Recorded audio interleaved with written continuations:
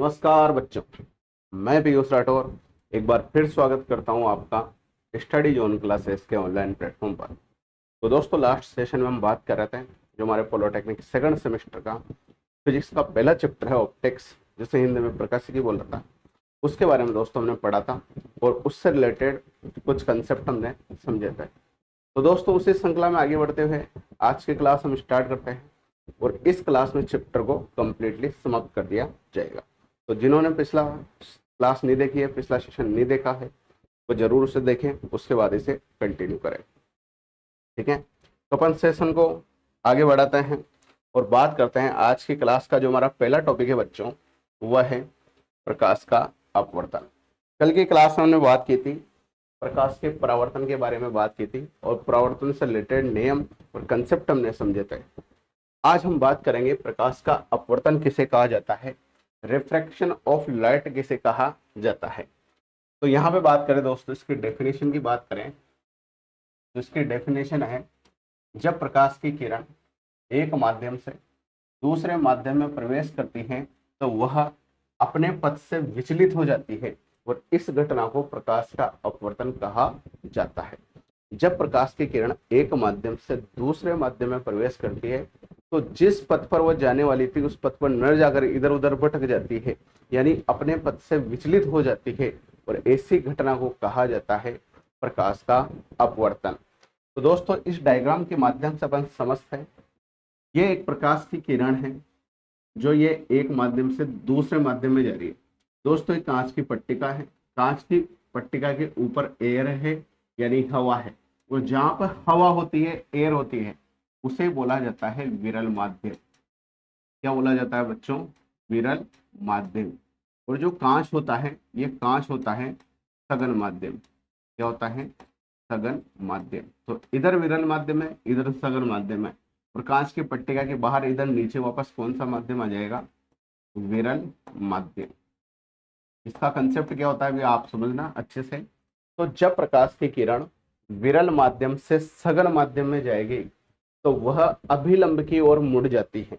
अभिलंब की ओर कैसे मुड़ती है आप समझते हैं। यहाँ पे ये प्रकाश की किरण आई, विरल माध्यम से आई, और ये जहां पे टकराएगी वहां पे मैंने एक लंब खींच दिया, एक परपेंडिकुलर खींच दिया। जैसा कि अपन ने पिछले क्लास में परावर्तन की घटना में भी एक लंब खींचा था, तो ये लंब खींच दिया। तो यह प्रकाश की किरण ऐसे जानी चाहिए थी, जो डैश डैश वाला पथ दिखा रखा है ऐसे जानी चाहिए थी, लेकिन ये ऐसे न जाकर, ये ऐसे न जाकर ऐसे झुक जाती है। तो ये अभिलंब है नहीं है, ये अभिलंब है, तो ये अभिलंब की ओर झुक जाती है। ठीक, कब झुकेगी अभिलंब की ओर? जब प्रकाश की किरण विरल माध्यम से कौन से माध्यम में जाएगी? सघन माध्यम में जाएगी। अब ये आगे बढ़ी यहाँ पे, और ये आगे बढ़ के इस कांच की पट्टिका के इस नीचे वाले बिंदु पे टकराएगी, और यहाँ टकराई थी। अब ये आपतित किरण बन चुकी है। जो इस बिंदु के लिए अपवर्तित किरण थी, वह किरण इस बिंदु के लिए आपतित किरण बन गई। अब ये आपतित किरण बन गई तो अब ये सघन माध्यम से कौन सा माध्यम में जाएगी? विरल माध्यम में। और जब भी प्रकाश की किरण सघन माध्यम से विरल माध्यम में जाएगी तो ये अभिलंब से दूर हो जाती है। यहाँ तो अभिलंब की ओर झुकती है और यहाँ अभिलंब से दूर हो जाती है। तो ये ऐसे जानी चाहिए थी, डैश डैश की बात करूँ तो ऐसे जानी चाहिए थी, तो ये ऐसे नहीं जाकर ऐसे चल गई, तो अभिलंब से क्या होगा? ये दूर हट जाती है। ठीक है, तो मेरे हिसाब से अपवर्तन का कंसेप्ट आपको समझ में आगे होगा, कोई दिक्कत आपको नहीं होगी।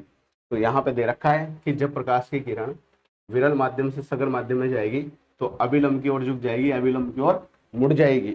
सेकंड केस में बात करें तो जब प्रकाश की किरण सघन माध्यम से विरल माध्यम में जाएगी तो वो अभिलंब से दूर हट जाएगी, और ये मैं आपको ऑलरेडी समझा चुका हूँ। ठीक है, यहाँ पे एक इंपॉर्टेंट बात है, ये अभिलंब की ओर क्यों मुड़ती है, ये अभिलंब से दूर क्यों हटती है? इसका पीछे एक कारण है कि माध्यम बदलेगा तो वेग बदल जाता है। अगर प्रकाश की किरण का माध्यम चेंज हो रहा है, तो अपन ने परावर्तन की घटना जब पढ़ी थी वहां पे भी बात की थी कि जब माध्यम चेंज हो जाएगा तो उसका वेग तरंग दैर्ध्य बदल जाता है और आवर्ती में कोई परिवर्तन नहीं होता है। यहाँ पे भी बच्चों यही कंसेप्ट लगेगा।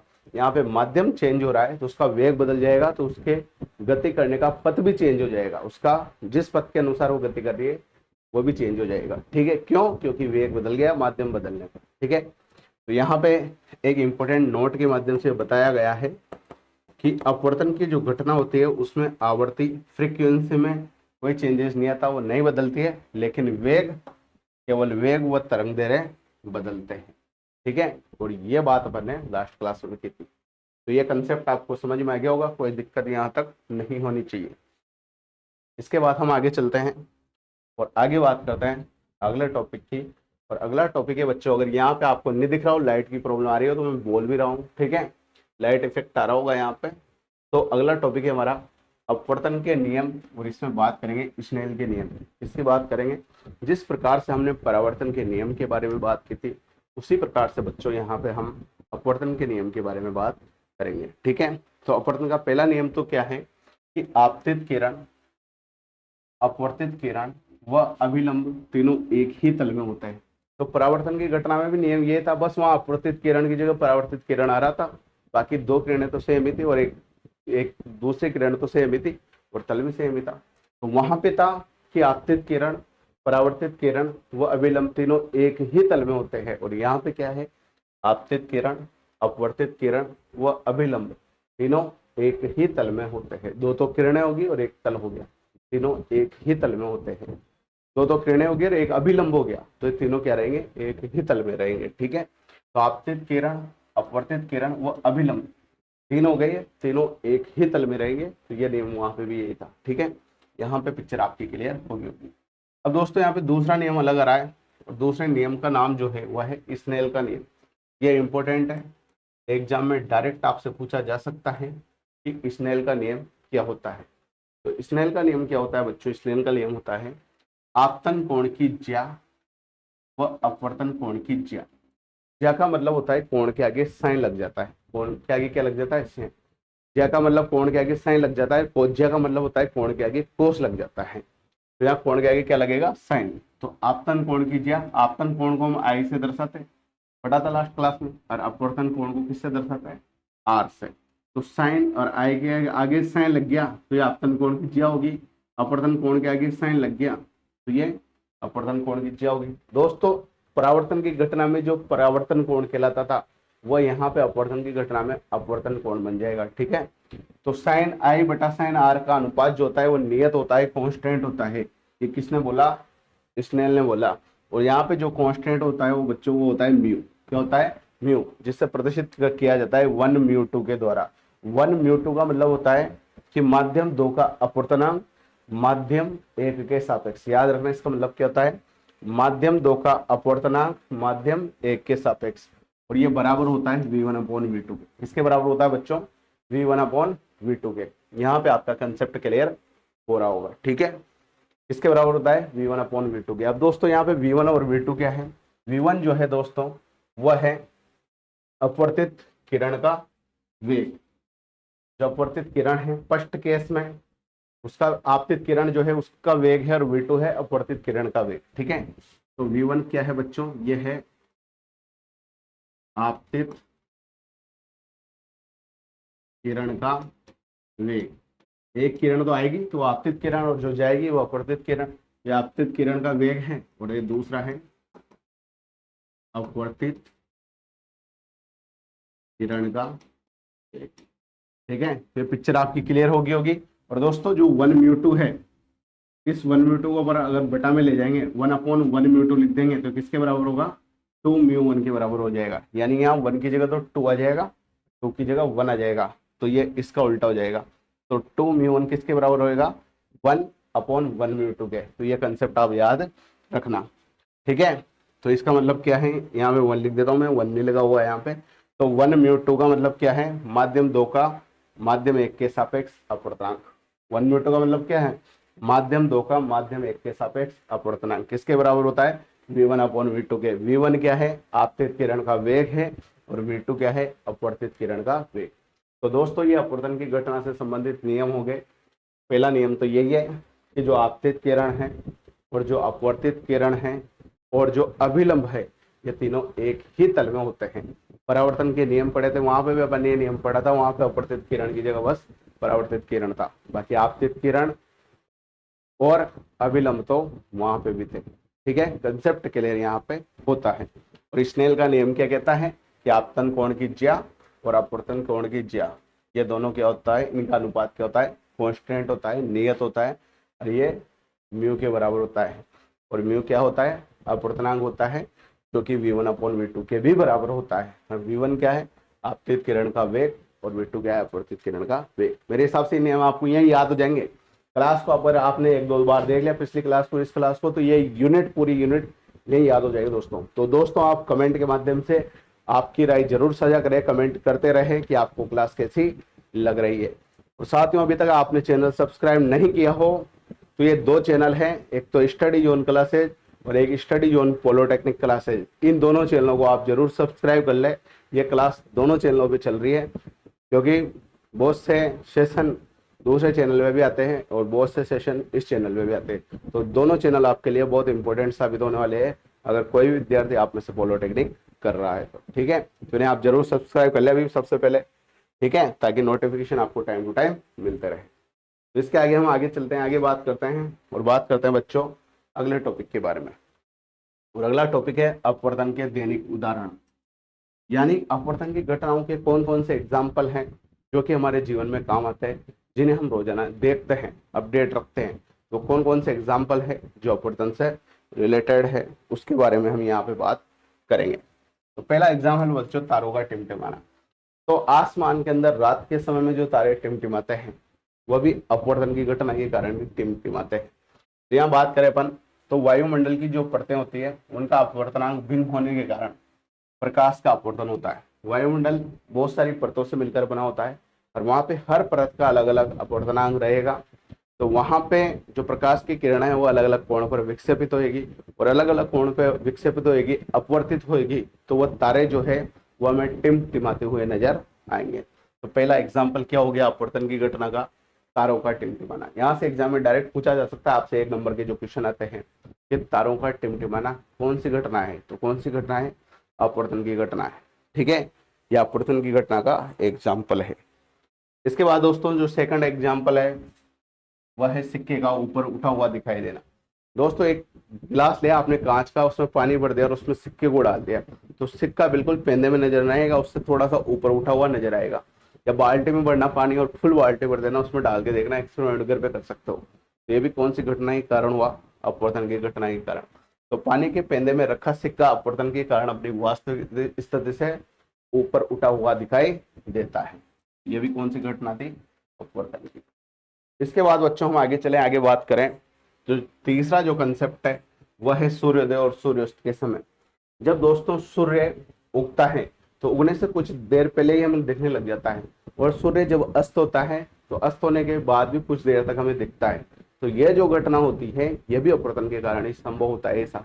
ठीक है, तो सूर्य वास्तविक सूर्योदय से पहले और सूर्यास्त के बाद भी कुछ समय के लिए दिखाई देता है, तो यह भी कौन सी घटना के कारण ही संभव है बच्चों, यह भी अपवर्तन की घटना के कारण ही संभव है। इसके बाद जो एग्जाम्पल नंबर 4 है उसके अपन बात करें तो मुड़ी हुई छड़ी या मुड़ी हुई पेंसिल भी यहाँ पे आ सकती है। एक बाल्टी में अपन ने पानी भर दिया, ठीक है, उसमें एक छड़ को डाल दिया, तो छड़ जब विरल माध्यम से सघन माध्यम में जाएगी तो वह भी मुड़ी हुई दिखाई देगी। तो ये भी किसके कारण है, अपवर्तन की घटना के कारण।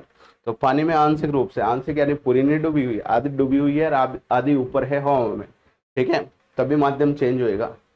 तो पानी में आंशिक रूप से डूबी हुई कांच की छड़ सतह पर मुड़ी हुई प्रतीत होती है। तो यह भी कौन सी घटना के कारण है बच्चों, अपवर्तन की घटना के कारण।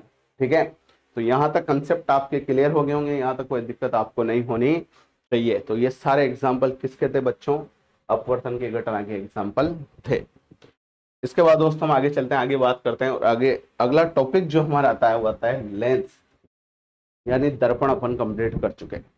अब दोस्तों अगर आंखें अपनी खराब हो जाती है तो आंखों के अंदर लेंस डल जाता है। उन लेंसों के बारे में अपन बात करेंगे। सबसे पहले बात करते हैं लेंस की परिभाषा के बारे में कि लेंस किसे कहा जाता है। तो यहाँ से डेफिनेशन एग्जाम में आ सकती है कि लेंस किसे कहा जाता है। तो 2 पृष्ठों से घिरा पारदर्शी माध्यम जिसमें कम से कम एक पृष्ठ वक्रीय हो। तो दोस्तों 2 पृष्ठों से घिरा हुआ पारदर्शी माध्यम, पारदर्शी माध्यम यानी जिससे आर पार देखा जा सकता है। तो 2 पृष्ठों से घिरा हुआ पारदर्शी माध्यम रहेगा जिसमें से कम एक सतह तो वक्रीय होनी चाहिए। ठीक है, वक्रीय यानी उसका कुछ सेव होना चाहिए, मुड़ा हुआ, तभी वो क्या कहलाएगा, लेंस कहलाएगा। जैसे यहाँ 2 लेंस दिखा रखे हैं, एक कॉन्वेक्स लेंस है और एक कॉनकेव लेंस है। कॉन्वेक्स लेंस को हिंदी में उत्तल लेंस कहा जाता है और कॉनकेव लेंस को हिंदी में अवतल लेंस कहा जाता है। तो दो प्रकार के लेंस यहाँ पे दर्शा रखे हैं। तो दोस्तों ये लेंस है, एक पृष्ठ तो ये रहा इसमें और एक पृष्ठ ये रहा। ये दो पृष्ठों से घिरा हुआ पारदर्शी माध्यम है जिसे हम आर पार देख सकते हैं। तो ऐसा माध्यम क्या कहलाता है? लेंस कहलाता है। अब दोस्तों जो ये पहला लेंस है इसका नाम क्या है हिंदी में? इसे बोला जाता है उत्तल लेंस। क्या बोलेंगे बच्चों? उत्तल लेंस। तो यहाँ पे क्या है, बहुत सारी प्रकाश की किरण है जो कि मुख्य अक्ष के समांतर आ रही है। मुख्य अक्ष क्या होता है? लास्ट क्लास में हमने बात की थी। तो मुख्य अक्ष के समांतर आ रही है और ये लेंस से टकराने के बाद किसी एक बिंदु पर मिल रही है सारी किरणें। तो ये लेंस क्या करता है बच्चों? बहुत सारी प्रकाश की किरणों को किसी एक बिंदु पर केंद्रित कर देता है। बहुत सारी प्रकाश की किरणों को किसी एक बिंदु पर केंद्रित कर देता है, इसलिए इस लेंस का नाम अभिसारित लेंस भी कहता है। अभिसारित का मतलब है प्रकाश को एक बिंदु पर केंद्रित करना, इसलिए इस लेंस को क्या कहा जाता है? अभिसारित। अभिसारित लेंस भी कहा जाता है। इसी प्रकार जो ये लेंस होता है, ये प्रकाश की किरणों को, ये आई और ये इधर चली गई और ये इधर चली गई, तो ये प्रकाश की किरणों को और फैलाता है। तो इस लेंस का नाम अपसारी लेंस भी कहलाता है। एक तो नाम क्या है बच्चों इसका? ये है एक तो अवतल लेंस, और या इसका दूसरा नाम क्या है बच्चों? वो है अपसारी लेंस। अपसारी लेंस, ये आप ध्यान रखना है यहाँ पे। ये तो अभिसारित लेंस कहा जाता है इसे। उत्तल लेंस को तो क्या बोलेंगे? अभिसारित लेंस, और अवतल लेंस को क्या बोलेंगे? अपसारित लेंस। ठीक है।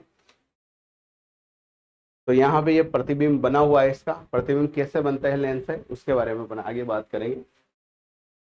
तो उत्तल लेंस के अपन बात करें, लेंस दो प्रकार के होते हैं, एक उत्तल लेंस और एक अवतल लेंस। उत्तल लेंस को कॉन्वेक्स लेंस कहा जाता है और अवतल लेंस को कॉनकेव लेंस कहा जाता है। दोस्तों जो उत्तल लेंस होते हैं वो बीच में से मोटे होते हैं और किनारों से पतले होते हैं। तो ये देखो, ये बीच वाला जो पोर्शन है इस लेंस का, बीच वाला पोर्शन ये तो मोटा नजर आ रहा है, और ये किनारों वाला जो पोर्शन है एम और एन वाला, ये पतला नजर आ रहा है। तो उत्तल लेंस बीच में से मोटा होता है और किनारों से पतला होता है। ठीक है। और ये प्रकाश को क्या करता है? अभिसारित करता है।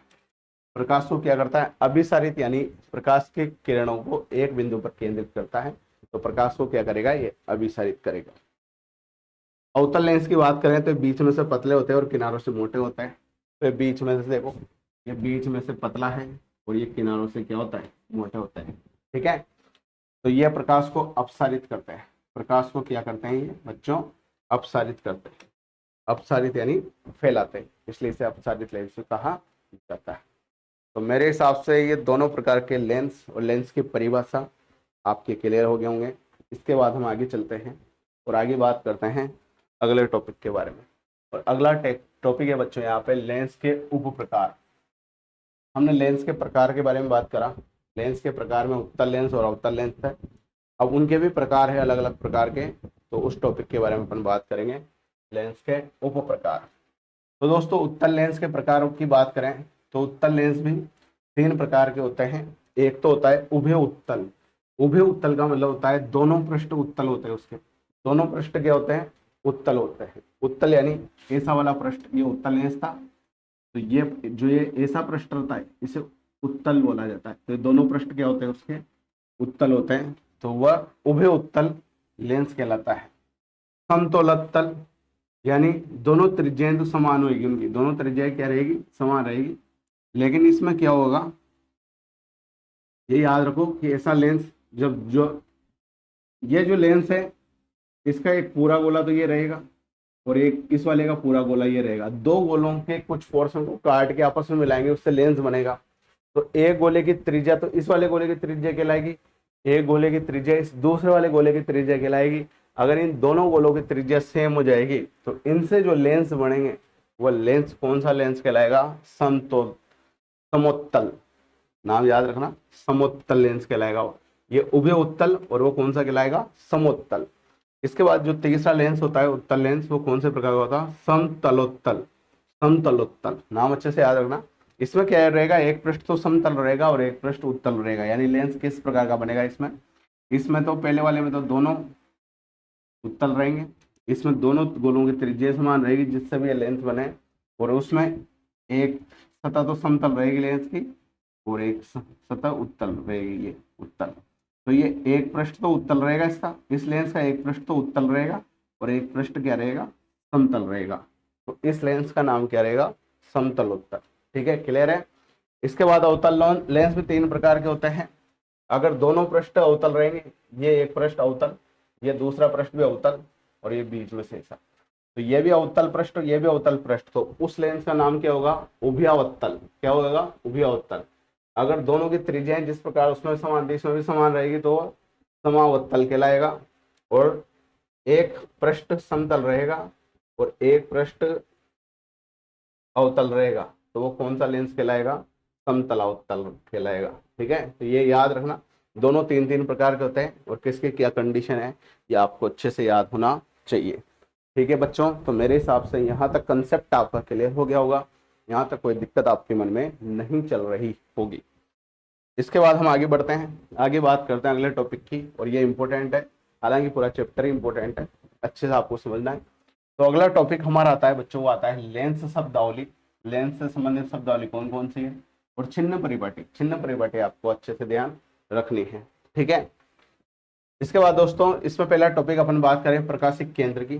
तो लेंस का जो मध्य बिंदु होता है जहां से किरण सीधी निकलती है वो क्या कहलाता है, प्रकाशिक केंद्र कहलाता है। लेंस का मध्य बिंदु, जैसे अपन ने ये लेंस की बात की थी, उत्तल लेंस की, तो मुख्य अक्ष पे जो एक बिंदु रहेगा जहां से प्रकाश की किरण सीधे निकलेगी वह क्या कहलाएगा, प्रकाशिक केंद्र कहलाएगा। क्या कहलाएगा, प्रकाशिक केंद्र। जैसे डायग्राम में मैं आपको बताऊं कहाँ पे ये देखो, ये जो O है ये लेंस का मध्य बिंदु है, और इस लेंस के मध्य बिंदु O को क्या कहा जाता है, प्रकाशिक केंद्र कहा जाता है। क्या कहा जाता है, प्रकाशिक केंद्र।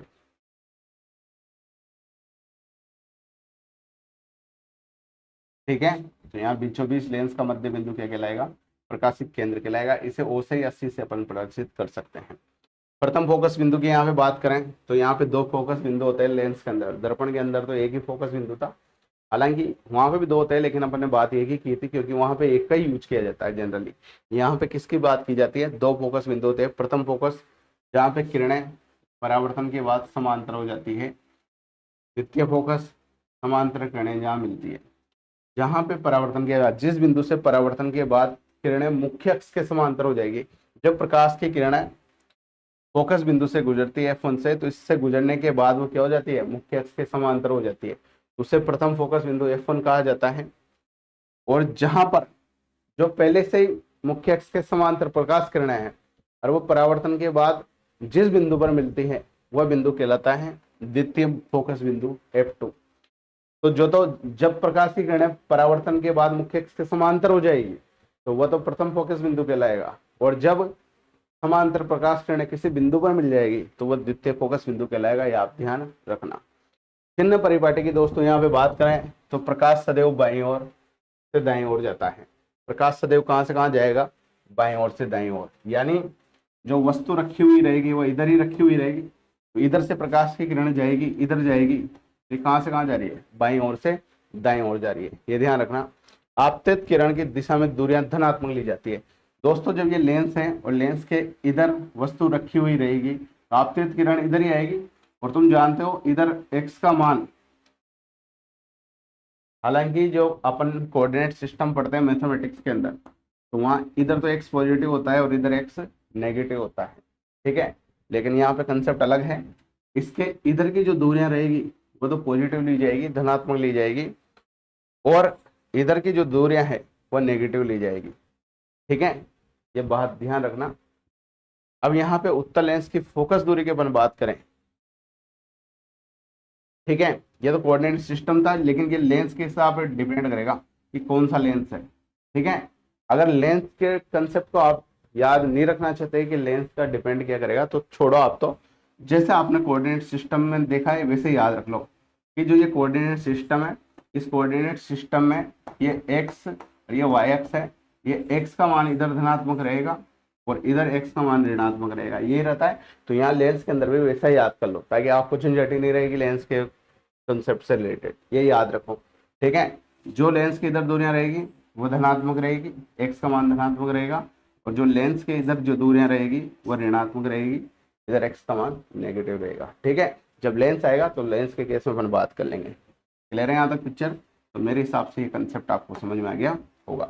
अब यहाँ पे देखो, आपतित किरण की दिशा में दूरियां धनात्मक होती है। उत्तल लेंस की जो फोकस दूरी होती है वो धनात्मक होती है और अवतल लेंस की फोकस दूरी ऋणात्मक होती है। ये ध्यान रखना। भी अभी क्या ध्यान रखना है आपको, अभी जब प्रतिबिंब निर्माण की विधियों के बारे में बात करेंगे तब यहाँ पे डिटेल्स अपन समझेंगे। अभी यह ध्यान रख लो कि उत्तल लेंस जो होता है उसकी फोकस दूरी धनात्मक होती है और अवतल लेंस की फोकस दूरी ऋणात्मक होती है। यहाँ से भी 1 नंबर का क्वेश्चन एग्जाम में आपसे पूछा जा सकता है। ठीक है, ये कंसेप्ट ध्यान रखो।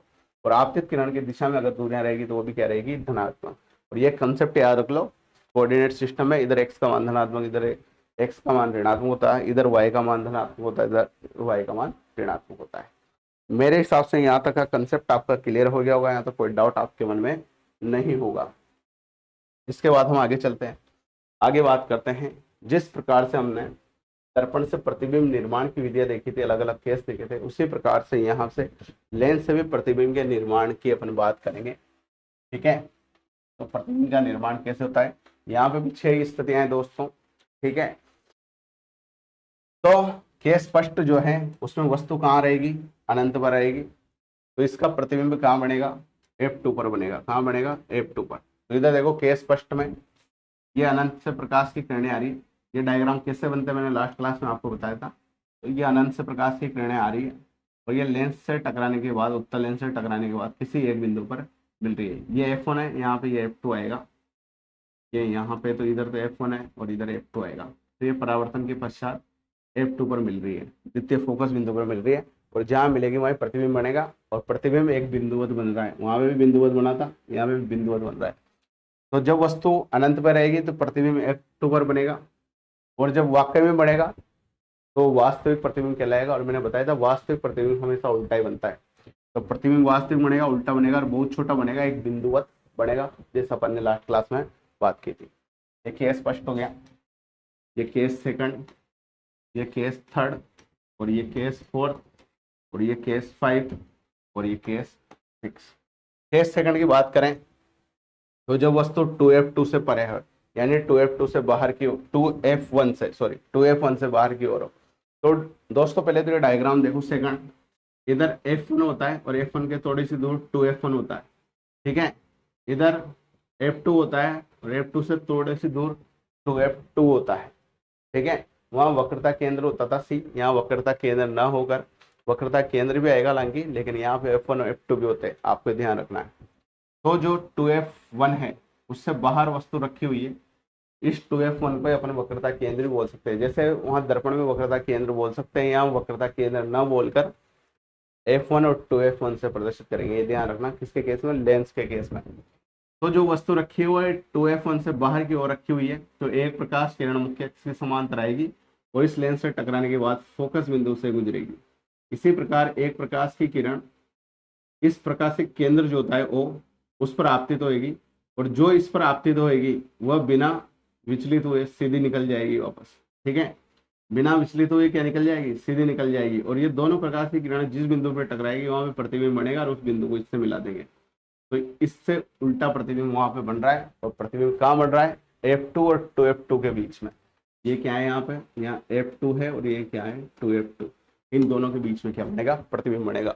तो जब वस्तु 2F1 से बाहर की ओर हो तो फिर प्रतिबिंब कहाँ बनेगा, F2 और 2F2 के मध्य प्रतिबिंब उल्टा बनेगा, वास्तविक बनेगा और उल्टा बनेगा। और जितनी लंबाई वस्तु की उससे छोटा बनेगा। क्या बनेगा, छोटा। तो पहले बिंदुवत, फिर छोटा, फिर वस्तु के बराबर, फिर थोड़ा सा बड़ा, फिर ज्यादा बड़ा। यही अपन ने वहां पे पढ़ा था, वही कंसेप्ट यहाँ पे चलेगा। केस थर्ड की दोस्तों बात करूं तो जब वस्तु कहाँ रखी हुई हो, 2F1 पे रखी हुई है वस्तु, कहाँ रखी हुई है, यहाँ पे 2F1 पे रखी हुई है, तो इसका प्रतिबिंब 2F2 पर बनेगा। कहाँ पे बनेगा, 2F2 पे। देखो ये प्रकाश की किरण आई, ये कहाँ से होकर जाएगी, इस फोकस बिंदु फर्स्ट फोकस बिंदु से होकर जाएगी F2 से। इसके बाद एक प्रकाश की किरण प्रकाश के केंद्र में गई, ये बिना विचलित हुए सीधी निकल गई, ये दोनों रेखाएं यहाँ टकराएगी और कहाँ टकराएगी, उसको उससे मिलाएंगे तो वो बिंदु 2F2 आएगा। तो ये याद रखना, 2F1 पर वस्तु रहेगी तो इसका प्रतिबिंब कहाँ बनेगा, 2F2 पे बनेगा, वास्तविक बनेगा, उल्टा बनेगा। वास्तविक प्रतिबिंब हमेशा उल्टा ही बनेगा और यहाँ पे वस्तु के बराबर बनेगा। 3 केस अपन कंप्लीट कर चुके हैं। मेरे हिसाब से यहाँ तक आपको समझ में आ गया होगा, कोई दिक्कत आपको नहीं होनी चाहिए। इसके बाद दोस्तों अपन आगे चलते हैं और बात करते हैं केस नंबर 4 की। केस नंबर 4, 5 और 6। ये था अपना केस नंबर फर्स्ट, ये सेकंड, ये थर्ड, ये फोर्थ, ये फिफ्थ, ये 6। ठीक है, तो केस नंबर 4 की बात करें तो वस्तु 2f1 व f1 के मध्य है। तो वस्तु यहाँ पे f1 और 2f1 के मध्य है। तो ये प्रकाश की किरण मुख्य अक्ष से समांतर की परावर्तन के पश्चात लेंस से टकराने के बाद f1 से गुजरेगी। एक प्रकाश किरण प्रकाशिक केंद्र O से जा रही है, बिना विचलित के सीधे निकल जाएगी। ये दोनों जहाँ टकराएंगे उसको मिलाएंगे तो इसका प्रतिबिंब 2f2 से बाहर की ओर बनेगा। ये f2 है और ये 2f2 है, ये f2 और ये 2f2। तो इसका प्रतिबिंब 2f2 से बाहर बनेगा और वस्तु से बड़ा बनेगा। तीर का निशान इधर ऊपर है, इधर नीचे है, तो उल्टा बनेगा। तो 2f2 से बाहर की ओर बनेगा, वास्तविक बनेगा, उल्टा बनेगा और वस्तु से बड़ा बनेगा। केस नंबर 5 की बात करें, जब वस्तु f1 पे है, तो यहाँ देखो ये वस्तु कहाँ है, f1 पे। तो एक प्रकाश की किरण यहाँ से गई, परावर्तन के पश्चात इससे टकराने के बाद f1 से गुजरेगी। एक प्रकाश की किरण ऐसे गई तो ऐसे गुजरेगी। दोनों प्रकाश की किरण हमें मिलती हुई दिखेगी अनंत पे। कहाँ दिखेगी? अनंत पे, जैसे वहां पे भी दिखी थी। तो जब केस 5 f1 पर रहेगा तो प्रतिबिंब कहाँ बनेगा? अनंत पे बनेगा। वस्तु कहाँ रखी हुई है? f1 पे, तो इनका प्रतिबिंब कहाँ बन रहा है? अनंत पे। और अनंत पे बनेगा, वास्तविक बनेगा, उल्टा बनेगा और बहुत बड़ा दिखेगा। ये हम मान सकते हैं, कल्पना कर सकते हैं, लेकिन हमें दिखाई तो नहीं देगा, लेकिन ये माना जाता है ये वास्तविक बनेगा, वो उल्टा बनेगा और बहुत बड़ा बनेगा। और वहां पे भी लास्ट केस में, छठे केस में प्रतिबिंब आभासी बना था, तो यहाँ पे भी लास्ट केस में प्रतिबिंब आभासी बनेगा। अब वस्तु कहाँ रखी हुई है? F1 और O के बीच में। प्रकाशिक केंद्र को O से भी दर्शा सकते हैं, C से भी दर्शा सकते हैं। तुम O तो लिख लो, यहाँ O लिखो तुम। तो प्रकाशिक केंद्र को किससे दर्शाओ? O से दर्शाओ। तो जब वस्तु F1 और प्रकाशिक केंद्र O के बीच में रखी हुई हो तो प्रतिबिंब वस्तु की ओर ही बनेगा। वस्तु यहाँ रखी हुई है तो प्रतिबिंब भी इधर ही बनेगा। देखना कैसे बनेगा। ये एक प्रकाश की किरण गई और ये इस लेंस से टकराने के बाद फोकस बिंदु F1 से गुजरेगी, A से गुजरेगी। एक प्रकाश की किरण O से जो बिना विचलन के सीधी निकल जाएगी। अब ये दोनों इधर तो नहीं मिलेगी, इधर नहीं मिलेगी, तो मैंने इनको पीछे बढ़ाया डैश डैश डैश से। वहां पे भी अपन ने पीछे बढ़ाया डैश डैश से, तो इसको भी पीछे बढ़ाया। तो यहाँ बिंदु में, इस बिंदु पे दोनों कटेगी, यहाँ मैंने इसको इससे मिला दिया डैश बी डैश। तो ये प्रतिबिंब भी वस्तु की तरह भी बन रहा है, यानी जिस तरफ वस्तु रखी हुई है प्रतिबिंब भी उधर ही बन रहा है। और देख लो तीर के निशान दोनों के सेम है, यानी यहाँ पे प्रतिबिंब सीधा बनेगा। और जब प्रतिबिंब सीधा बनेगा तो वो आभासी होगा, यानी आभासी प्रतिबिंब हमेशा सीधा ही बनता है, ये ध्यान रखना। तो वस्तु की तरह भी प्रतिबिंब बनेगा, आभासी बनेगा, सीधा बनेगा और बड़ा बनेगा। ठीक है, तो जो वहां पे हमने अवतल दर्पण की बात की थी, अवतल दर्पण से प्रतिबिंब की स्थितियां देखी थी, वही यहाँ पे उत्तल लेंस से घटित हो रही है। वहां तो दर्पण अवतल था, यहाँ लेंस कौन सा है?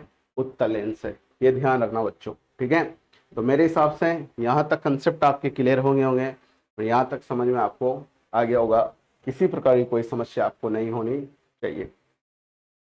इसके बाद हम आगे चले, आगे बात करें तो उत्तल लेंस की हमने बात कर ली। अब हम बात करेंगे अवतल लेंस से प्रतिबिंब निर्माण। अब अवतल लेंस से प्रतिबिंब निर्माण कैसे हुआ, इसमें आपको डायरेक्ट ध्यान रखना है। वहां पे भी एक केस था जो मैंने आपको वह साइड ग्लास के रूप में समझाया था कि इतना बड़ा ट्रक आ रहा है तो एक छोटे से कांच के अंदर नजर आता है, वही कंसेप्ट यहाँ पे लगेगा। ठीक है, तो प्रतिबिंब कहाँ भी बनेगा? यहाँ अनंत पर बनेगा?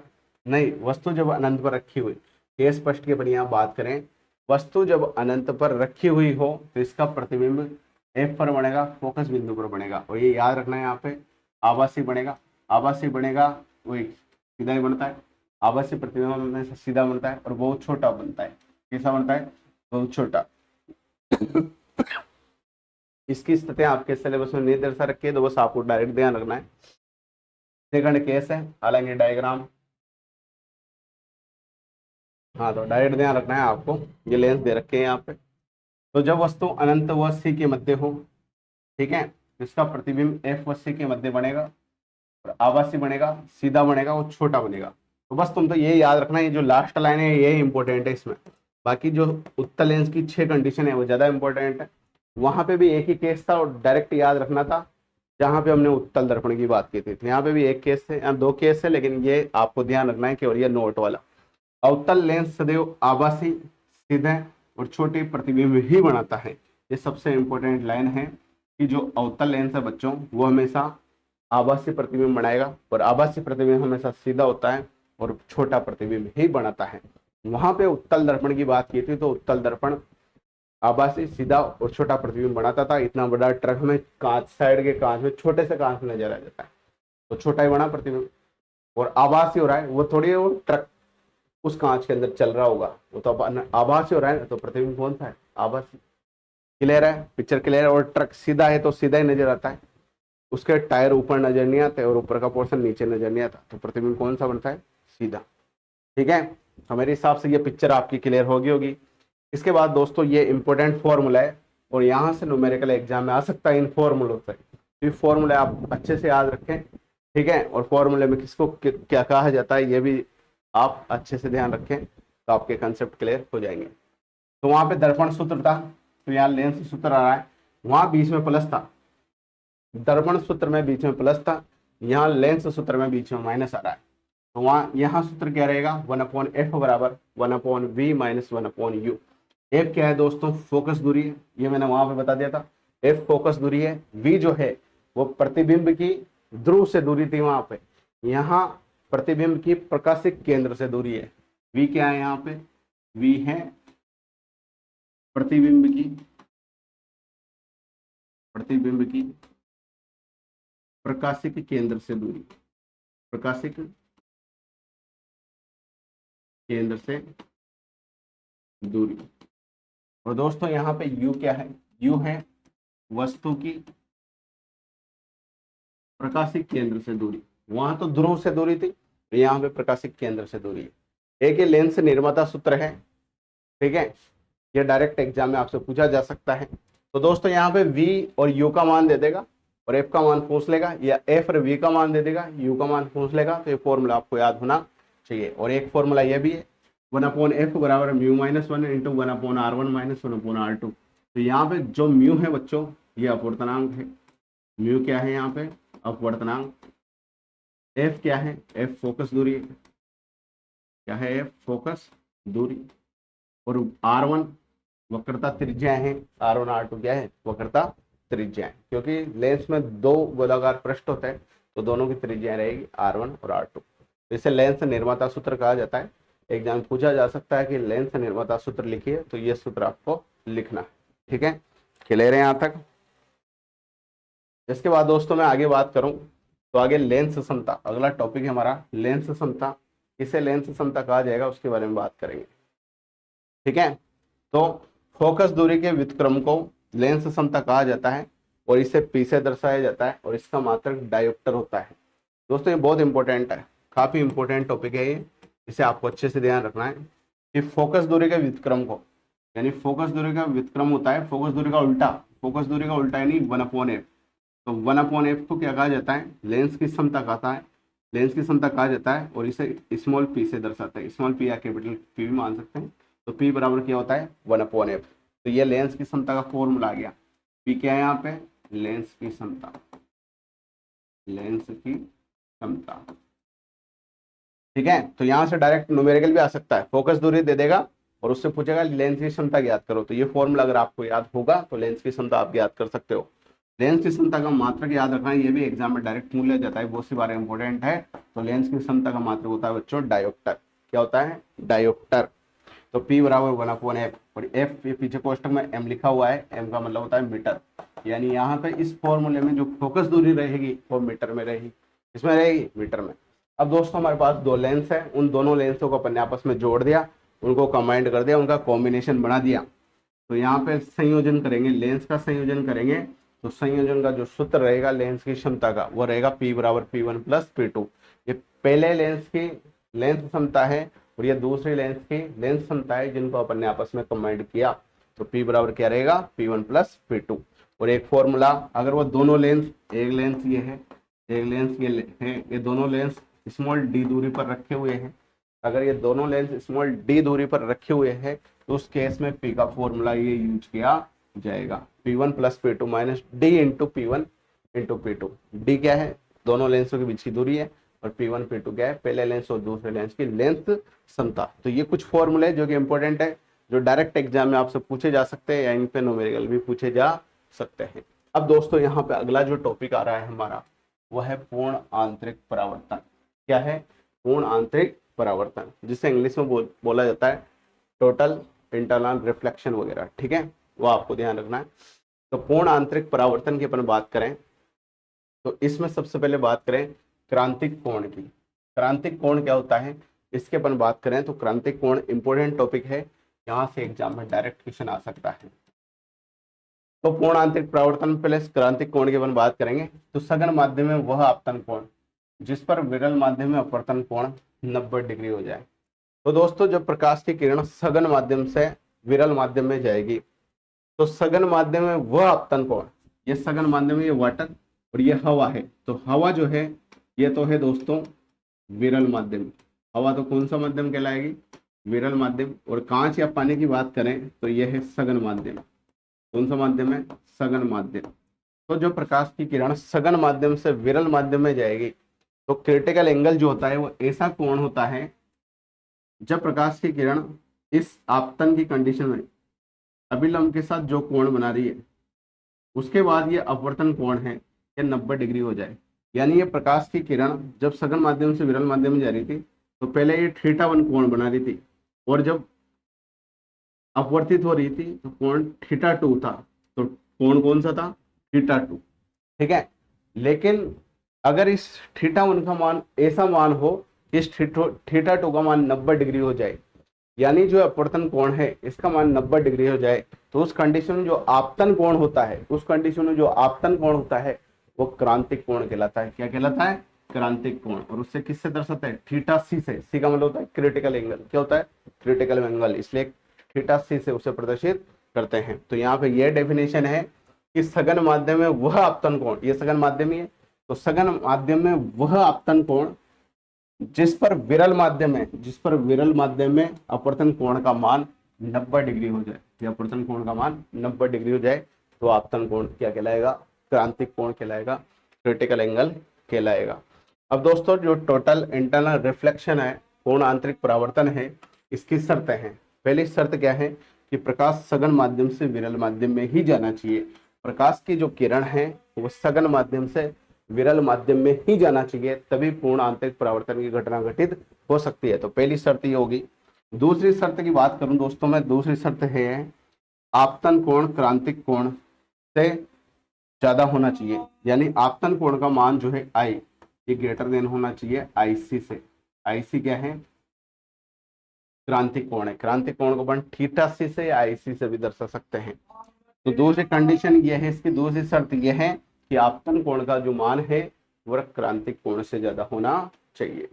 ठीक है, यहां तक कंसेप्ट आपका क्लियर हो गया होगा, पिक्चर आपकी क्लियर हो गई होगी बच्चों, और क्लास में आपको मजा आ रहा होगा, ये मेरी गारंटी है। तो आप कमेंट के माध्यम से आपकी राय जरूर साझा करें कि ये क्लास आपको कैसी लगी।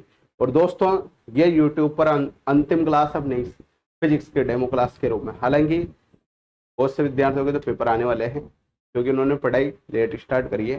ठीक है, बाकी के 4 यूनिट जो है मैंने स्टडी जोन क्लासेस की ऐप पर पढ़ा रखी है। स्टडी जोन क्लासेस की ऐप को आप गूगल प्ले स्टोर से भी इंस्टॉल कर सकते हो, और इस वीडियो के डिस्क्रिप्शन में मैंने ऐप का लिंक दे रखा है, वहां से भी इंस्टॉल कर सकते हो। कोर्स के माध्यम से आप अच्छी तैयारी कर सकते हो। बहुत से इंजीनियरिंग स्टूडेंट है जो पेपर के पहले एक रात पढ़ के, पूरे दिन रात पढ़ के एग्जाम टॉप भी करते हैं। अगर आप में भी ऐसी क्षमता हो तो आप कोर्स परचेज करके अच्छी तैयारी कर सकते हो। अभी आपका मैथ का भी पेपर बाकी है, मैकेनिक्स का भी पेपर बाकी है, और फिजिक्स का भी पेपर बाकी है। ठीक है, तो आप मैथ मैकेनिक्स फिजिक्स का कंबाइंड कोर्स ऐप के अंदर उपलब्ध है, उसको खरीद के अभी भी तैयारी कर सकते हो अगर आप बैक लगने से बचना चाहते हैं। ठीक है, तो आगे बात करते हैं, आगे चलते हैं अगले टॉपिक की अपन बात करें तो जो पूर्ण आंतरिक परावर्तन है उसके एप्लीकेशन क्या क्या है, कहाँ कहाँ यूज होती है, कहाँ कहाँ ये घटना घटित होती है, उसके बारे में दोस्तों हम बात करें। तो पहली जो घटना है वो हीरे का चमकना। अगर हीरा चमकता है तो उसके भी पीछे भी जिम्मेदार कौन है? पूर्ण आंतरिक परावर्तन। कौन है बच्चों? पूर्ण आंतरिक परावर्तन।